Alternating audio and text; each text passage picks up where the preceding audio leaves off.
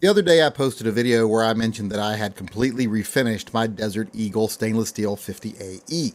A lot of people ask me, hey, do you have a video on that refinish? Well, I actually did, but I can't find it. I obviously didn't label it that way, so I thought I'd take a few moments today to make a quick video here on what I did to my Desert Eagle and why.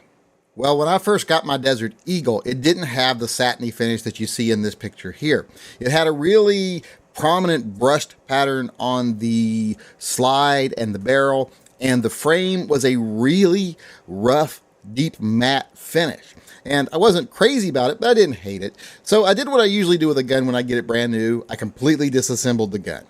And after I completely disassembled it, I started looking over the parts, trying to figure out how everything works, how everything locks together. And I started noticing a lot of flaws in the frame of the gun.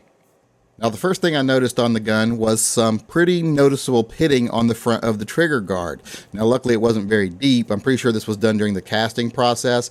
I bought this gun really early in the production run, so I don't know if they had mastered casting stainless steel yet at this point. But all I did was take some 320 grit sandpaper and just sand out the pitting. Like I said, it wasn't that deep. Now, if you're not comfortable working with metal, I probably wouldn't suggest you doing this, but I'm very comfortable working with metal. So all I did was just reshape the front of the trigger guard, got all that pitting out of there, and then it looked a lot better. As you can see, once it was done, had a really nice brushed finish to it. I'm not going to leave this a brushed finish, but it's looking a lot better. That pitting is all gone. Now, the next issue on the frame I had to deal with was a big wiggly line down the front of the grip frame, which at first I panicked and thought was a crack, but it wasn't. It was just a mark on the frame, pretty sure from casting once again. So all I did was the same thing with that. Took some 320 grit sandpaper, sanded it out, and in this one you can see after I sanded it out, I actually bead blasted it down to the finish it's actually going to be at the end.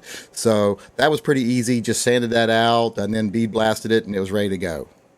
Now, the final thing I did on the frame was take care of some marks on the rail. As you can clearly see here, the grinder left a really distinct pattern down the side of the frame here.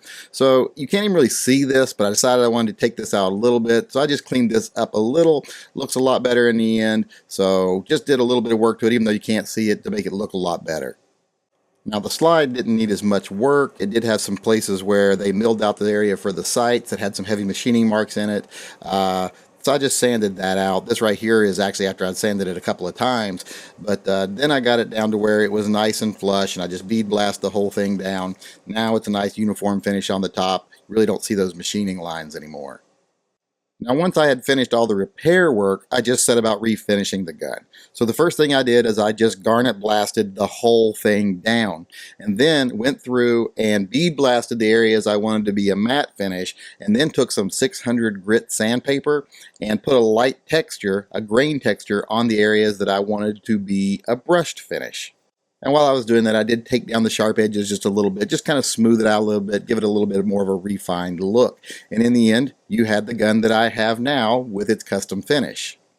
And I did do a couple of other little touches too, like I put some green Piranha grip textured hoe grips on here, so I'd have a little bit better grip on the gun. And when I put the little red dot back for the safety, I didn't make it red, I made it green. I've never understood why it's red. Seems to me like when the safety's off, it should be green for go, because this gun is good to go.